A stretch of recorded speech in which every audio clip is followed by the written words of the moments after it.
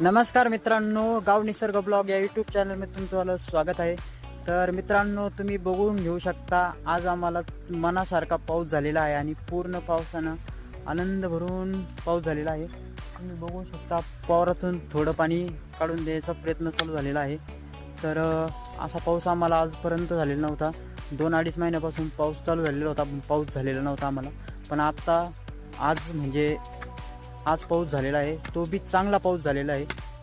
म्हणजे बऱ्यापैकी, म्हणजे याच्या पाठीमागचे जे पाऊस झाले होते ते भरपूर आम्हाला कमी झालेले होते पाऊस.